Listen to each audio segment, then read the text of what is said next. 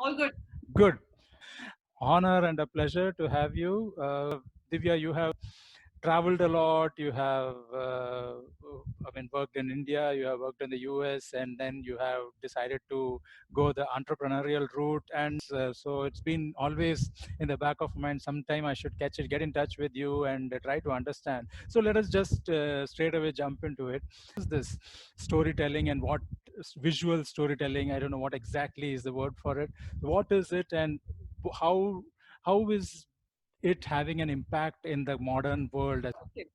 Firstly, Francis, it's so good to be reconnecting back with you. I think it's been close to about 2 decades, and Probably just wonderful to be connecting back. And I have such great memories of working with you back in my same first here. job.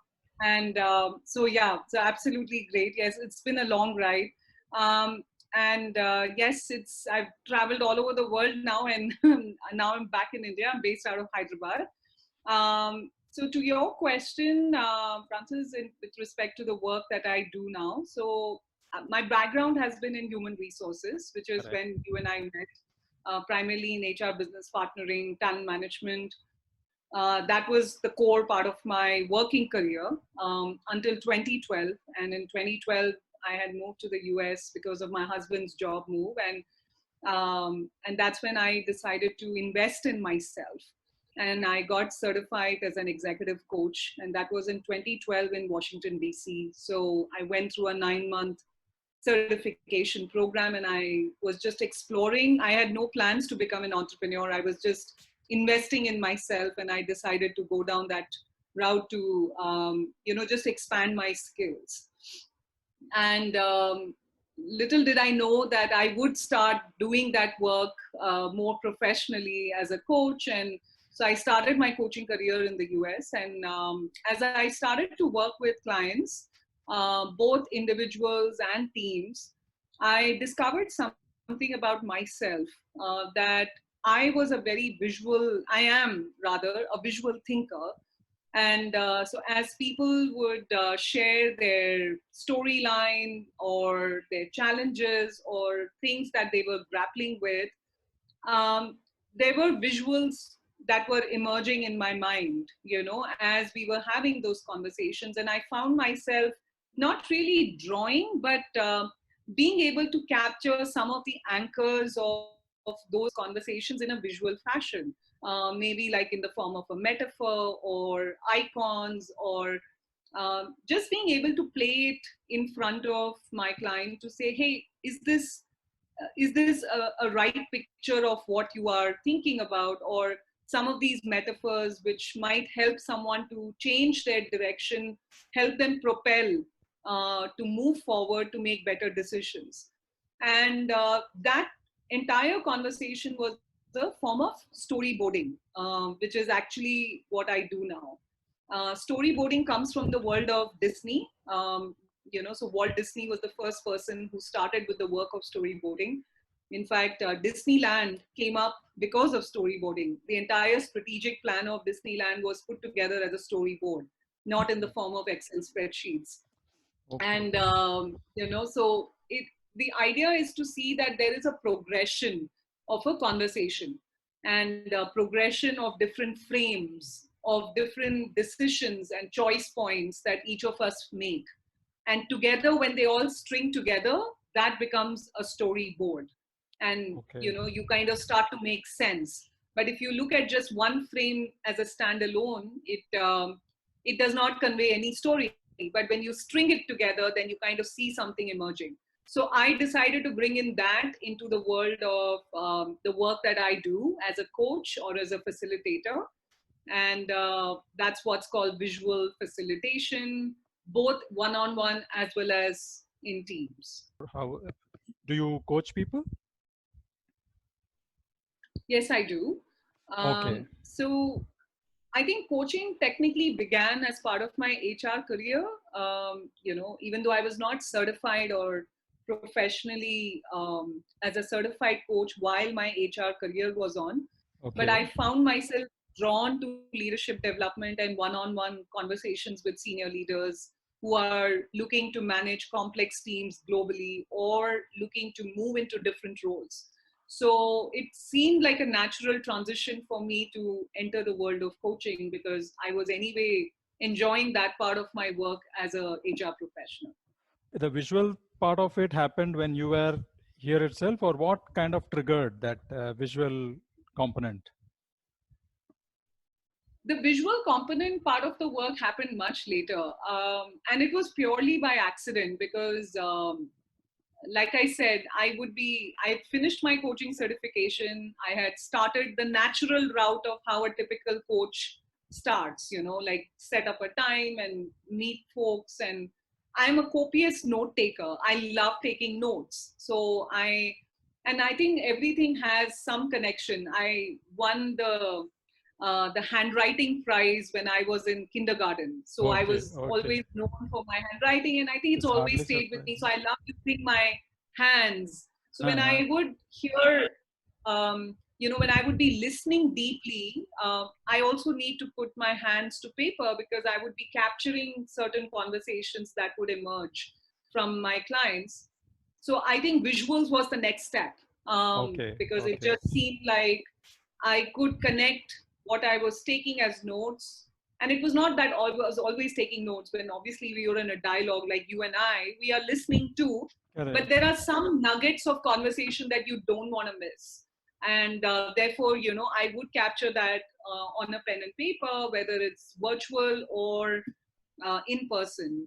And because you mentioned about remote space, and now that we are in the remote environment, given the kind of situation the whole world is in, visuals are starting to make a lot more deeper impact because cognitively we do absorb visuals very fast as a human being, and therefore it's so much more easier to put a visual template or a visual metaphor or any kind of visual icon to build a conversation around. And Mm. I don't say that everybody is a visual thinker, but to have that as one of the aids is certainly very helpful to help move the conversation forward. Correct. But coming to see, still, I mean, even I doodle when I'm listening to someone. When I'm Mhm. talking to something or taking notes, I'll just keep writing down, and then some images will come. But from that to incorporating it in a structured way, facilitating conversations or facilitating meetings, I don't know where all the applications are. So that is a long step. So did you get any training in that, or how did that steps happen? How did you move from there? Okay, so I think that's a great question. Yes, there is. It's not that what I do today was the first thing I did when I started out. I actually started with the world of sketchnoting. So what you just mentioned, Francis, about being able to take notes and found yourself doodling while you're taking, that's a form of sketchnoting. You could be reading a book and you're taking notes. That's called sketchnoting. And if you go look up the word sketchnoting on Google, you'll find so many different sketchnoters in the world. And the father of sketchnoting is Mike Rohde, Rohde. You can look him up, and he's the one who has done some tremendous work in that space. And that's how I started. I started reading his books and started following him on social media. That was number one. Number two, I started hanging around with a lot of graphic recorders. I don't know if you have seen those TED Talks being recorded visually at the background by a person, where they take silent visual notes. Uh-huh. Okay, so graphic recording is another space where people are trained as graphic recorders who are silently listening to the entire meeting and capturing visual notes at the background, like a With TED hand. talk or with hand, yeah, on a 6 foot by 3 feet, board. It's just an amazing thing to see how a white canvas can suddenly translate into something so vivid and capturing the entire meeting in a visual form, and that becomes a summary of a meeting. So I found myself being drawn to all of that. And I said, oh my gosh, what does it take to bring that discipline in the world of coaching or in the world of leadership development? That was the question that always kept coming back to me. So I did not go through any certification, but I'm a self-taught person. I've been researching this space. I've been trying this with different clients, and I've been very blessed to have worked with clients who have also been very supportive of my experiments. And lo and behold, I just kept doing one thing after the other, and now I have reached a point where I not only do this in person, which means I anchor a conversation. I'm interacting with a live audience as well as capturing some of those notes. But now in the virtual space, it's a completely new ball game. In the last 2 months, I've been exploring something called digital workspace. And digital workspace has multiple platforms where project teams, technology teams, you can have team huddles on digital workspace where you're not just having a monologue, but you're having a dialogue. So you're not just as a presenter presenting a PowerPoint deck by sharing a screen, let's say on a Zoom call, but you can absolutely step in as a leader for today and use a digital workspace to bring about different insights from all your audience or your team members. And that requires visual templates too. So Okay, yeah, fantastic. it's been a sense of progression.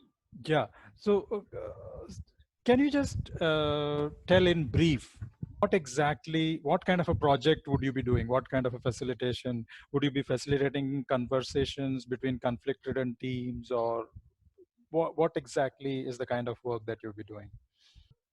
So the themes can be any diverse themes, but I think one of my most favorite themes that I have enjoyed working with is on culture and strategic plans.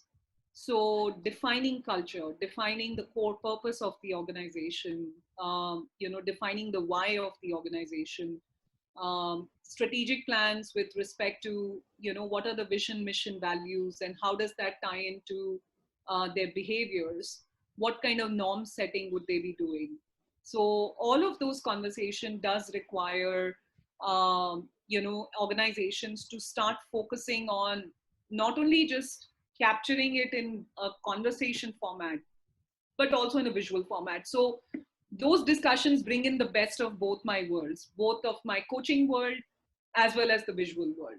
Because coaching is all about asking open ended, thought provoking questions.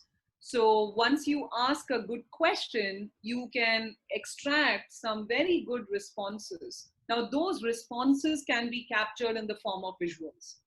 So you see that is the process flow. Okay, so And you have a team of, sorry, so let me just picturize this. So you have the leadership team, and you ask questions, and the agenda is to, suppose the agenda for your meeting is to come up with a vision, mission, values for the organization. So as they answer questions, you start drawing, or somebody? so it's a good question. I'm glad you kind of digging into how does this whole thing work. It's not that I have to draw that live at the same time. I usually would do that, but sometimes it's about being able to just kind of quickly take notes of what they are saying, because you don't want to lose your audience by turning your back on them and kind of doing that work. Correct, But correct. when they're doing their reflective exercises, I can quickly walk up to the board and capture some of those anchors on the board. So when they kind of finish their reflective exercises, let's say they're sitting in a team discussion while I've given them something to work upon, or problem, kind of work on a problem or a work on a question together, I would quickly run up on the board and capture what they might have shared in the previous module and capture that. So I'm literally on my toes when I'm sitting in a live session and doing this, because you don't get a minute to miss, and you have to ensure that the introverts and extroverts get a chance to get their voices heard. And visuals are a great form, because when you see that, even if an introvert shares something, it's kind of captured in some shape and form. Otherwise, extroverts typically rule the meeting Cool, rooms. very good. But on the virtual side, on the remote space, Correct. it's takes a lot more. You might think I'm sitting in a place and doing it, but technology comes in a very, very big way. Because even though I might be looking at you on the screen, I have to have the next window open and make sure everybody is in, all their technology is synchronized. and everyone is able to participate on that. Okay, so I would definitely now like to delve deeper on this part on the virtual side. So, what are the kind of meetings that you are facilitating? Okay, so to your first question, what kind of meetings can be held? Any meeting can be held, but one of the first few that I have done is an onboarding of mentors in an organization who are getting ready to welcome their campus interns. And so we were all scattered across different locations. There are about 20 people who are going to be onboarding interns, and this is a reputed technology, mobile technology organization. So they are very good with technology. It's not that they are not. But in a conversation like this, people tend to start multitasking, right? So you have to be able to hold their attention to True. this conversation on what does it take to be a good mentor. So Yeah. we used a digital workspace. A digital workspace, this is the second part of your question which I'm Mm-hmm. answering. You can be looking at different platforms like Mural, Correct. Mural, Correct. Mural, Yeah, I saw one of your or you mentions. could be looking at, that's right, or you could be Uh, looking at Miro, Miro, correct. or Correct. Idea Boards. These are all virtual digital canvas, and they give you different options of templates, post-its, digital post-its, images, icons, all of that to make a conversation which is more engaging. So it Okay. doesn't mean that I, as a presenter or a facilitator, I'm just talking all the time. But Mm. let's say you are an audience and you are the person who's attending that as a participant. You and Mm. I get a chance to work on the same canvas real time. And Okay. but it takes a lot of facilitation to help everybody come to the same page. You can't just give a canvas to somebody and say, hey, okay, go work with it, so somebody has to facilitate that discussion, and that's where I come in.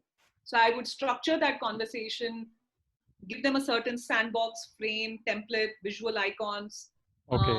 tools that hey, these are the things we can work with, and then we kind of brainstorm together. Uh, when you say canvas, is there a limitation on how many people can be in the meeting, or there is no limit to that? Question. I don't think I've come across a limit. I've had 20, 25 people at any given time work on it. So I think, yeah, I mean, for a good conversation, I would typically restrict it to about 15 people, but you can even have about 20, 25, or maybe more.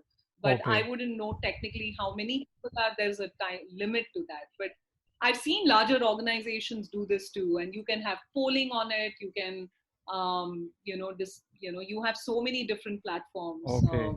which are allowing. I guess these kind of organizations are going to go the way that Zoom has gone, literally explode. I feel in the coming years, and more and more. More. Absolutely. So you are in a very very. I'm glad we've already come up with these kind of innovations. In fact, I never knew much of this until early 2020, and I had just started scratching that surface. And Uh-huh. suddenly, my learning curve has gone on such a steep this thing that Okay. the last 2.5 months I've been spending close to about 3 to 4 hours a day just trying to Okay. understand those tools, and they are fabulous. They're just fabulous.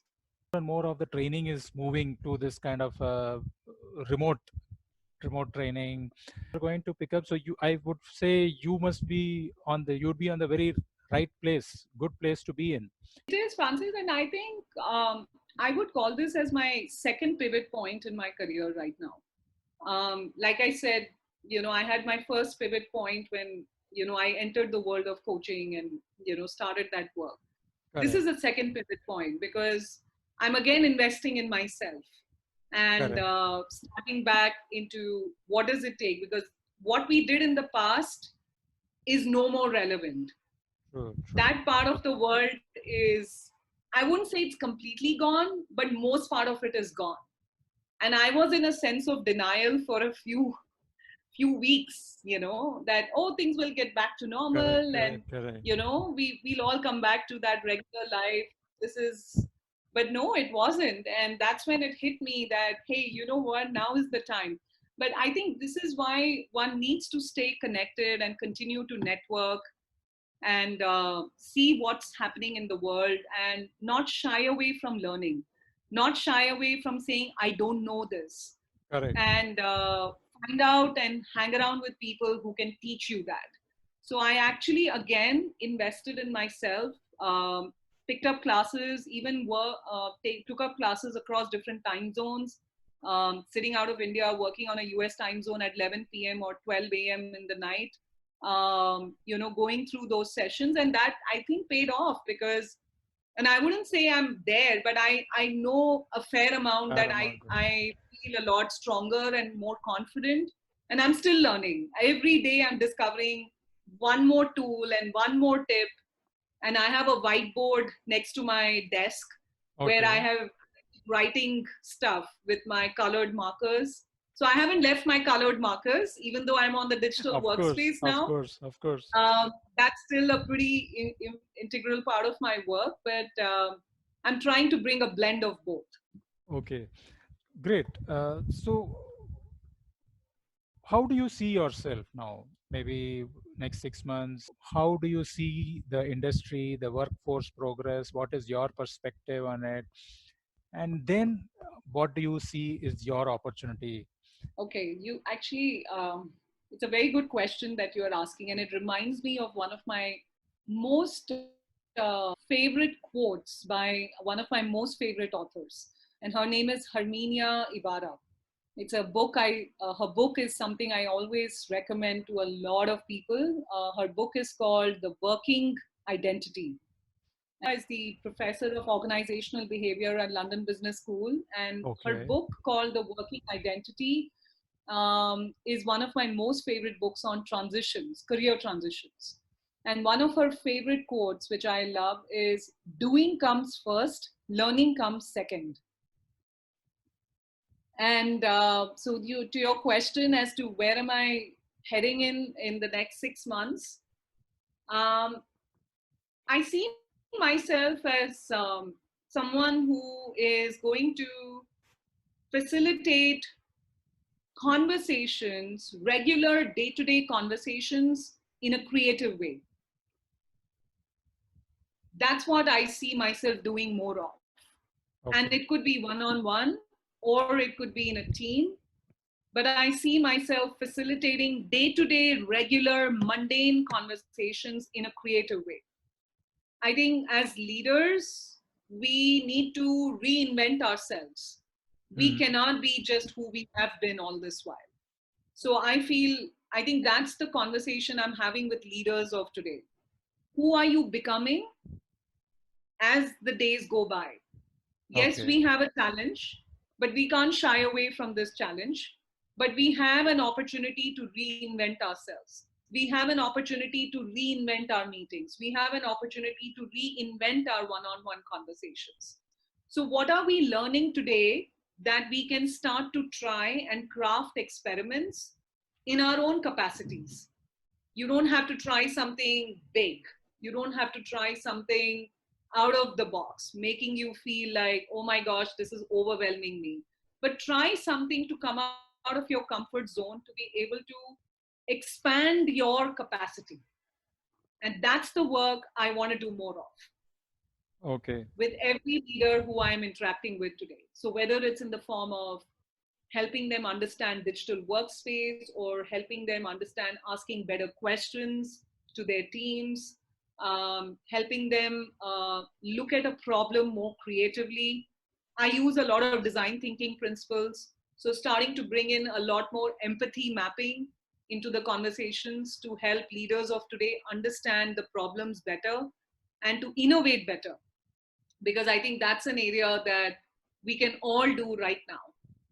So yeah, that's what I'm excited about.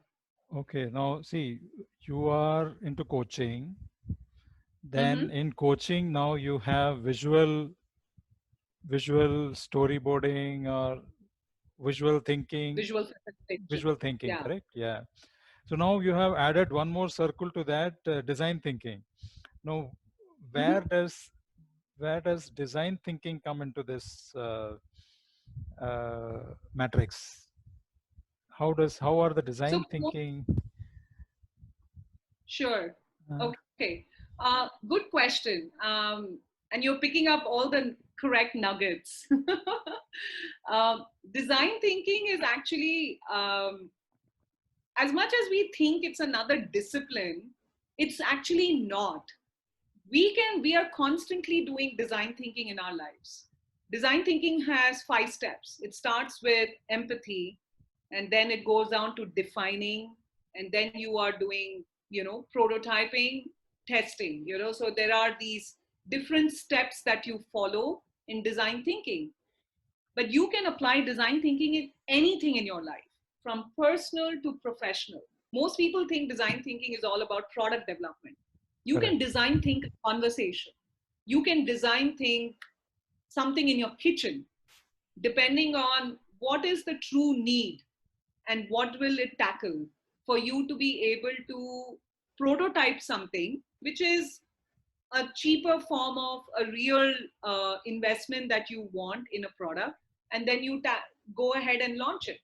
Now, even in coaching, you are doing design thinking, because you have to have a heart of an empathetic heart to understand what your client is facing as a challenge. And then you partner with your client to work with defining the problem, helping them take that courage to prototype and give it a flight and test it.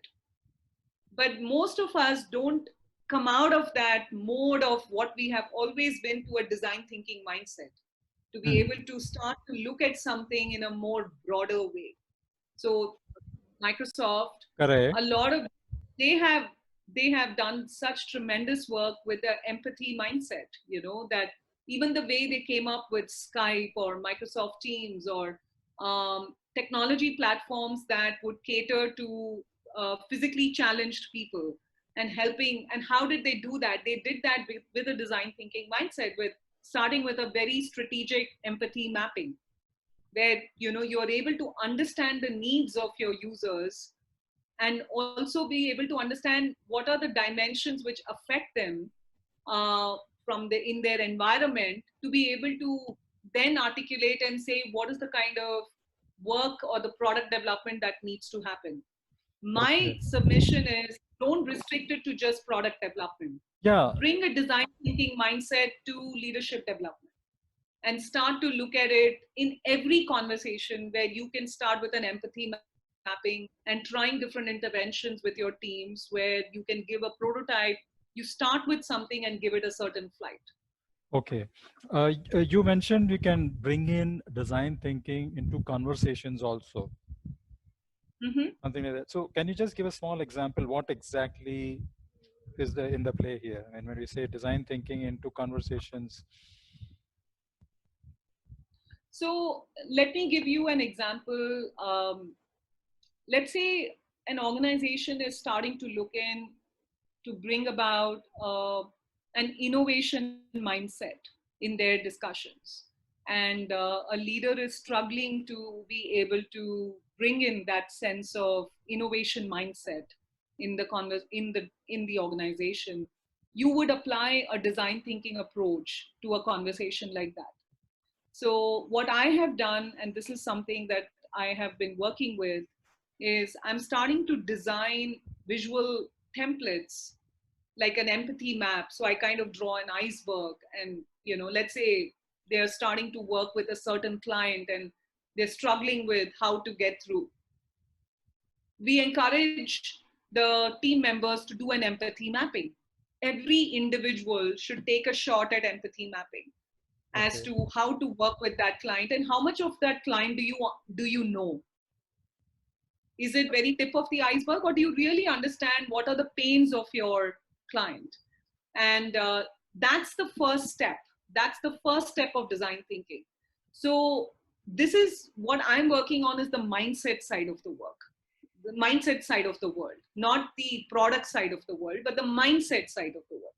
So if okay, we start embedding, let's say, empathy mapping, if we start embedding empathy mapping in every conversation in an organization, that becomes a part of their life. That's the first step of design thinking. okay, So, okay, okay, and so creating certain frames and templates and working with leaders, coaching them on how to do empathy mapping. And you can find a ton of resources. But the challenge that today's leaders have is they want to get work done. Mm. And they don't think that this is a very significant part of the process to shift the mindsets. You don't shift mindsets by showing them a great PowerPoint deck. You Mm. shift mindsets when you actually dig in your own hands and start to see where do you see the blocks emerging in the way you approach a conversation. Okay, So okay. that's a discussion I would lead and help people see, hey, you know what? Can you see the shift now? You see your empathy map versus your colleague's empathy map, and you might see a huge change or a huge difference between the two empathy maps. And that itself tells you that you need to start looking at problems differently. Correct. Divya, just So, here, you have lost me a little, quite a bit actually. In the okay, sense, in the sense, for an absolute layman, to if you want to explain to a layman, what exactly is an empathy map? empathy map means the word empathy means you are able to understand each Understand. other, Correct. Correct. right? So there are some questions that you need to ask. There are some 8 or 9 questions for Okay. an empathy map. Purely by listening, you can't understand somebody's challenge. There are Right. a lot of things which are in between. So I would have a range of questions to sit with an individual to understand what would it take to put a strategic empathy map together. What does this, let's say for a client, if you do it, what is this client's pain? Mm-hmm. What are they listening? What are they hearing? uh, what do they see? What do they not see? Where do they want to impact the real challenge? So you see how many variants of questions are coming up. This is going deeper, like deeper dive. The challenge is today's leaders, they want to get work done so fast that they don't want to invest that kind of time. I am into But that. if you Okay. do, if Uh, every team member in your organization invests that kind of time on a very significant, drawing out a significant empathy map, um, you will be amazed at what kind of discoveries you're making. And then after which, you start the prototyping and you kind of see what are the different things you can come up with as interventions. okay. So I don't know if I still No, no, got you there. you are actually making a lot of sense, but I'm just trying to think how it will apply to me. In the sense, the way you are explaining, it will work on a one-to-one. I think when you are talking about a client, one client, and you understand his problems, and you come out, work out with a for a kind of an empathy map. If it is one to many, like the kind of situation that I am in, I am dealing with a lot of, so like listeners, I have a lot of listeners, but I really don't know what exactly should be the kind of thing that I should be providing them. What is the kind of content they might like? What is the kind of challenges that they are facing? Now, if I wanted to create a kind of empathy Okay. map, is it possible, or should I be going through some other? No, you should now bring in a digital workspace into the Uh, discussion okay. and put an empathy map template out there and ask all your listeners to collaborate with you on a digital workspace real time. And they Mm, can put different posts and tell you, hey, let's say the goal of your empathy map is, you said you work in the world of talent acquisition or okay. career development. Right. What are your, let's say the goal is to understand what are your real challenges in the world of career development or career transitions, let's say career Career transitions. transitions. Yes. Then you can have everybody start to do their own inputs on the different steps of the empathy mapping. And they can give you all the insights. What is my pain area? What is, so you have 5, 6 variable questions on an empathy map on a particular goal, and you can have the entire team collaborate with you virtually, and you can do this. Okay. So there is an option. Go on Mural. There is an Uh, empathy map template which is readily available.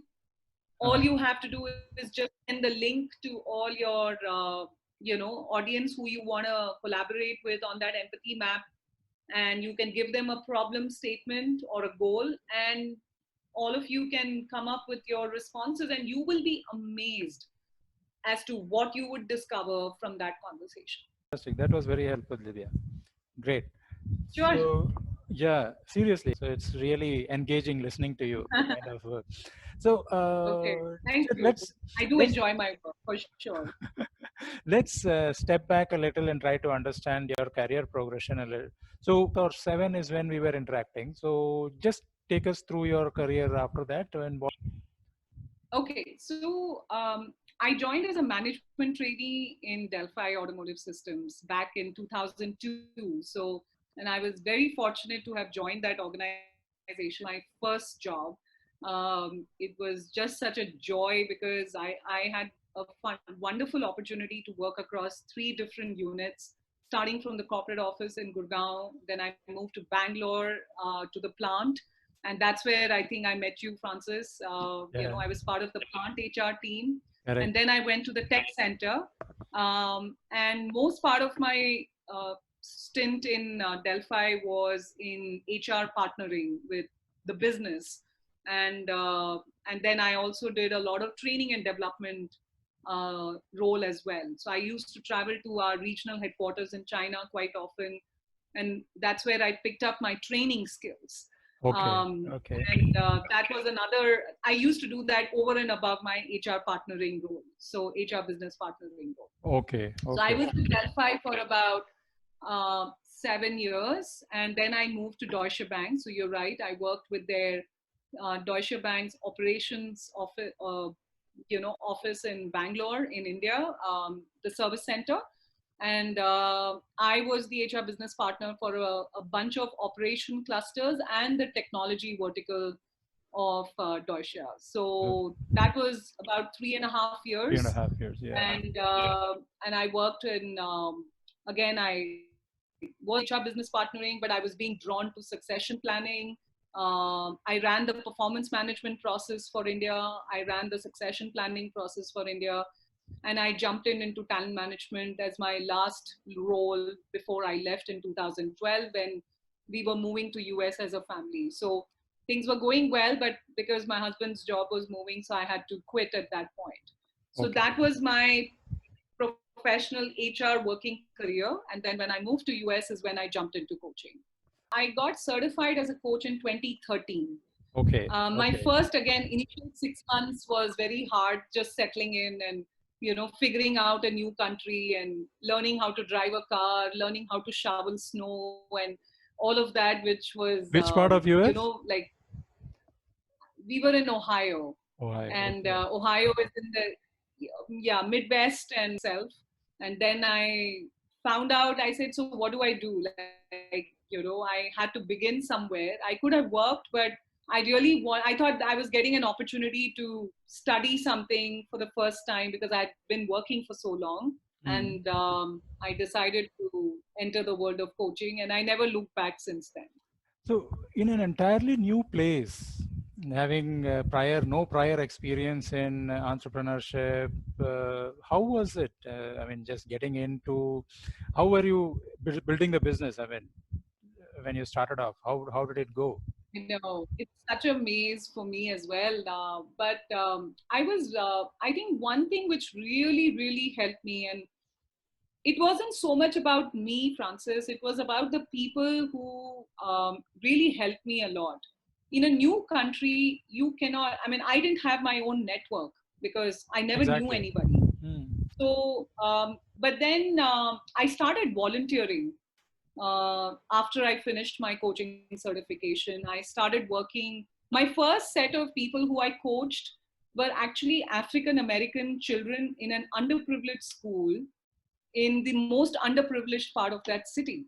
And I just went in there because I met somebody at a networking event, which I had gone to for leadership coaching in a corporate setting. And instead of that, she asked me, would you mind coming along with me for this? I said, I've never worked with children. I've never worked in schools. I've never worked in that segment, even back in my home country. And you're asking me to come in and work with a completely new audience, and that too in an underprivileged setup. So she said, yeah, but we can try coaching there. So I said, okay. So I was very open to that experience. I didn't say no. I just went with a very open mind. And I think that was a big turning point for me, Uh-huh. because that experience and the case study that the lady with whom I did that work became a case study for the community. And I ended up giving a talk in front of 100 women leaders in the community on that conversation on coaching. And that was the starting point. So if I had underestimated the potential of that volunteering assignment, I would have lost an opportunity to make a mark in the community. Absolutely, And absolutely. and that speaking engagement landed my first paid project in a corporate setting. So it just came about in a roundabout way.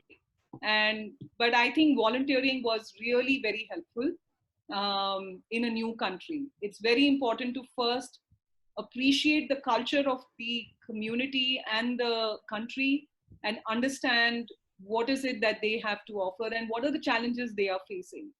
Fantastic. And after which I continue to do that work. I never left that volunteering assignment. That I coaching the kids, is it? Yes, Okay, and okay. I was still in touch with them for about 4 years, and I'm still in touch with that the lady who helped me get started with that. So she continues to be my mentor. So I haven't forgotten my roots Very good, very as good. where I began. And Fantastic. but the corporate part was always there. Yeah, the corporate Okay, part was always there. okay. Yeah, Coming so back to I this, just so one major learning for anyone is the importance of being open. I mean, if you had, as yes, it could have been so easy to just close that, oh, I don't do this. As you earlier mentioned, no, yeah, sometimes the best thing is to do rather than to learn. You just went ahead and did it. yes. Doing Yeah, comes first, learning doing comes comes. second. Yes, Yeah, learning comes as that yes. was one. And this is a quote. I don't. I mean, maybe my even the words might be wrong, but it actually says something like this: the longest route is actually the shortest path to the goal available to your Oh goal. wow, Something I like love that. that. Oh So yes, if you look yes. at any of the major victories, I generally connect it with war victories, but that is how it happens in life. Take the case of this Hannibal. No, Hannibal took that route, that roundabout route through the Alps, but that was the shortest way for him to conquer what he wanted, conquer Rome. So that's how it works. Sometimes That is this is, true. Yeah, yeah, that's great. the most roundabout route, I generally would is love where to write that quote somewhere. I'm you're going to most write that quote welcome. on my story. Yeah, so you are a living On example my for that. You okay, great. So, so corporate. So, what kind of assignments did you start getting in after that? Once you got into the corporate? So I was also very lucky. I think, Francis, I first got, empaneled in the consulting space of right management. That was another organization. Got empaneled on their North America coaching bench. And so the first set of assignments that came my way were one-on-one, which was Okay, not easy to get because being an Asian coach in a hardcore correct. Midwest of Absolutely, yeah. was not easy. But I went through multiple rounds of interviews. But the most important thing is to stay authentic and genuine and bring the best of who you are, because you can't compare yourself to someone else.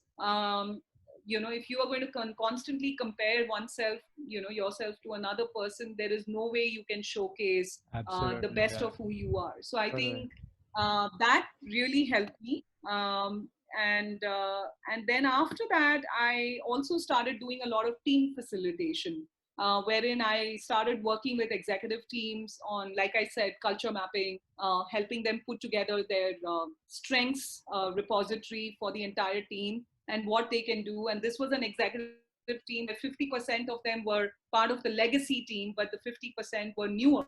So what does it take to integrate a team which has been around for like 15 years, 20 years, and a team which is brand new? So how do you integrate? So I've really enjoyed doing that kind of work, integration of teams. And I worked with that executive team for 4 years. And I was their single-handedly, run their offsites and do all that work. And I even flew in from India once, even after I moved back to work with Okay, them. So it was okay. quite a joy. And I did their entire storyboard. So they always enjoyed the fact that there was someone who was tracking their story. And that was one of the things that they appreciated about my work. But so that it's very important to hold the story for someone and never let anyone lose sight of their story, because people do get disillusioned or depressed or they feel despair. But I feel to help someone remember their story is one of the best gifts you can offer to somebody. Well, that's wonderful. Yeah. So how do you do that in a corporate kind of a setting? On a one-to-one, it is different, but on a corporate kind of a setting, what do you do? You use slides or what So exactly? I think it depends. I mean, if even if I have, let's say, 30 minutes to an hour with with a client, I capture it in some shape and form, whether it's in the form of a visual storyboard or in the form of putting certain postcards on the table and making sure I'm drawing some things and icons, or capturing some of the key phrases or keywords which have been shared during the meeting. And I always leave that as a memento with them, that even if you don't hire me back to come back and work with you, this is my gift Gift. to you, that you do not lose sight of what you have created in these 60 minutes of this meeting time with me. And Absolutely. I think every meeting for me has been that way. So I think we should never look at it that it's always about a long term engagement. It's even It's if never. you and I would never see each other again tomorrow, Uh, there has to be something that you will hold on to because of this correct, meeting. correct, So correct, I correct. think if we can do that in every sphere of our life, whether it's our family members, friends, acquaintances. Um, my dog does this beautifully, right? I think Seriously. pets know this, right? Because Uh, when they meet someone, they give it all, right? They absolutely. Yeah. really express, and it's very important to learn that from the world of our pets. What they exactly that. So Give it a I believe in that. Yeah. give everything to the So moment. coaching, give everything in the moment and don't Yeah. worry about the future, but capture the essence and the sanctity of that moment in a way that it uplifts the other person. Uh, you speak a lot of philosophical stuff. Are you in some way associated with philosophy? Huh? I am. Oh my gosh, how did you know? Oh gosh. Because I So I am a Buddhist. I practice a Buddhist life philosophy of Nichiren Daishonin, and been doing that for 22 years. oh, is it? So this is my Okay. 22nd year, and it has really helped me in How so did many you ways how did this Buddhist in influence? reframing. I was very lucky.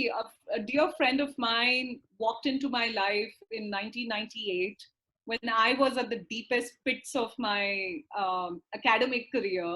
And I wasn't sure what I would be doing in life. I was doing my BCom honors. Second year was a complete disaster for me. And she came into my life, and she said, you know what, you must give a shot to this practice and see if this helps you. And I thought she was kidding, and I said, I don't think I need all this in my life. I mean, I know what I have to do and I can do it. But she kept pursuing me, and she said, no, you should have a strong anchor, in whether it's spiritual or philosophy or something.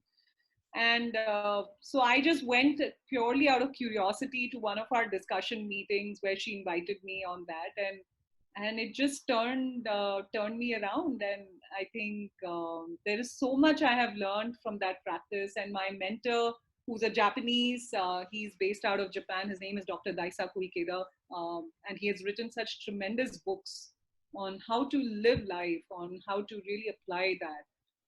And this principle of giving all to the moment or to the person right sitting in front of you is something that I've learned from him. So Okay. I'm trying my best to live it, but I still have a long way to go. Okay, very good. Fantastic. Fantastic. Okay. It's actually always a joy talking to you. We were supposed to discuss for 30 minutes. I think we are just crossing an hour. Oh gosh, yeah, that's right. Lost track of time. No, thanks, Francis. I Yeah. So always a joy. Now, Divya, there is a lot of unsurety. There is a lot of most cases not enough, not sufficient clarity. But since you are in that space, you are interacting with leaders in the corporate space, professionals. So what would you, how, what would you tell them? Francis, I am I believe in what have I applied in my own life, because I've gone through that same sense of paralysis myself, where you feel like you're stuck or you're overwhelmed and you just don't know what's next, and things around you don't have any sense of hope or anything to offer you as to what's the next step. There is no sense of direction. So the one thing that has worked for me, and this is something that I always share with people, is, are you making an effort on every single day to learn something? And when I say learn something, I'm not necessarily saying that you are signing up for a course, which is very good. If you're doing all of that, that's wonderful. But make an effort to learn something every day. And you should have a sense of determination around it. Like, self accountable that I started my day and I have 24 hours, or let's say take away your 8 hours or 7 hours of your sleep, you still have a waking time of a good close to about 14 to 15 hours in your hand. What have you created? What have you learned today? Do you have a habit of writing a note to yourself as to, this is what I discovered today, this is who I spoke with, and this is what I learned, and here is how I want to apply it? So you just don't learn something, but you also need to write to yourself, how are you going to apply this? And I can vouch for this. Half of the time we are on social media watching what someone else is doing, or what have they created, or what have they what is it that they're doing today, and it's Correct. constantly on a speculative mode, right? But that's such a waste of our effort and time. Instead, if you can channelize that, and you genuinely saw something that someone else is doing, how much of an effort have you made to reach out to that person and find out what path did they take, or explore? Or why would you hesitate to reach out to somebody to learn something only because you thought that that person may not think that you're worth talking to? Now that's a conversation one needs to have with Yeah. one. Point is, how open are you to learn? And this is a challenge that I face with different leaders of today who have 15 years, 20 years with work experience, and who have this reached this crossroad on what's next. And then I say, who stopped you from learning? You might have had a great experience. Good, that's wonderful. But now there is a pivot point that you have reached. And now is the time to pivot. So to pivot, you need to build a strong foundation of what you have learning and what are you building on every single day.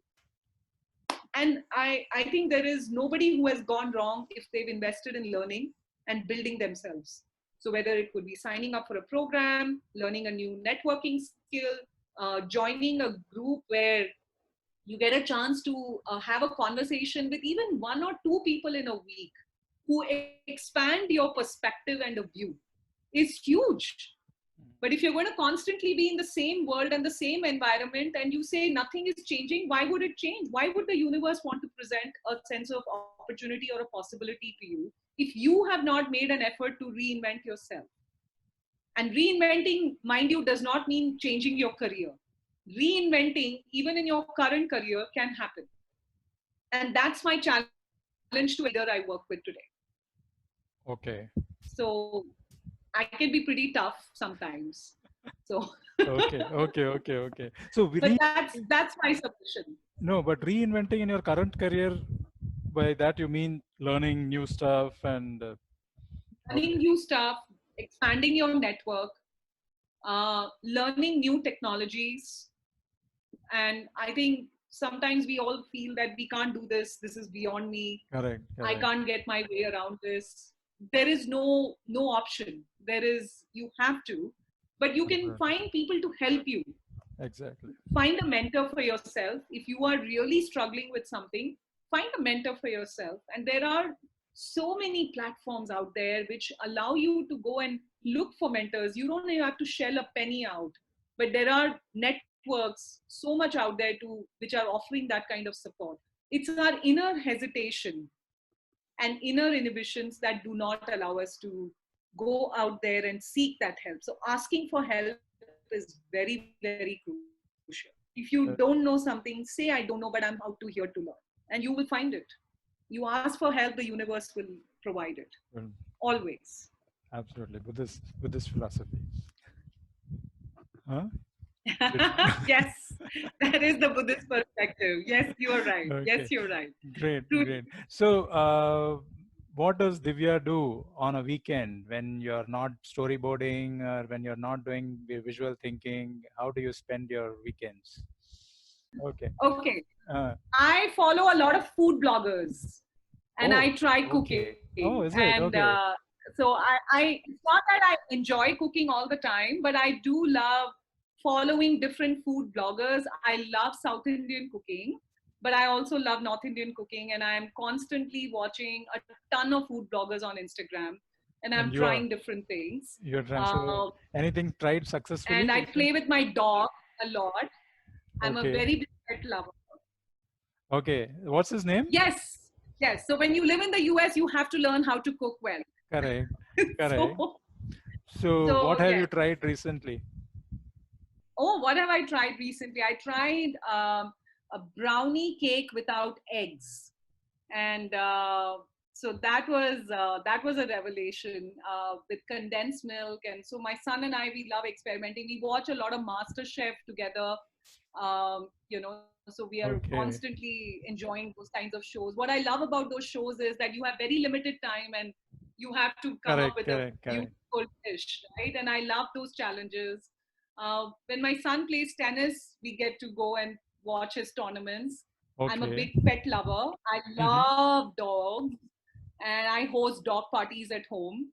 Wow. And not at this point during the lockdown, but otherwise I do. I do invite dogs at home, and we do have fun.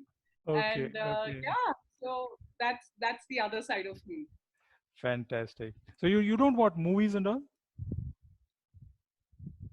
No, I'm actually not so much of a movie person, but my family loves watching movies. So I do watch movies. The one which we recently watched as a family was a Clint Eastwood. My husband is a big Clint Eastwood fan, so we watched what was it called? The the tough curve, something like that. Curve. It was a baseball movie, and Oh, so okay. that was a nice one. So, Great, great. So fantastic, Divya. Absolutely enjoyed this conversation. yeah. Okay. Likewise, I Yeah. would have never imagined that I would have had this conversation with you, and after so many years. So Correct. thank you so much. This felt so Welcome, most enriching for welcome. me as well. It was a pleasure having you here. I look forward to have you here more often. We'll have more conversations Thank you. over the podcast. And Yes, good work. You're doing phenomenal work. All the best, and all the best for your work and thank everything. you. You too, Francis. You've always been an inspiration, a calm, composed, never loses his cool. I've always had so many challenges when I used to work with Delphi in sourcing candidates, and you were absolutely always spot on with the kind of great candidates and talent that you brought to the organization. And I would Thank always rely on you because I know you had done your groundwork in researching candidates so well. So it's been such a joy, and I've seen you grow so much. And thank thank you. you Thank very you so much. much. Just very great to be reconnecting back. Take care. Thank you Absolutely. so Thank much. you. Thank you so much. Bye.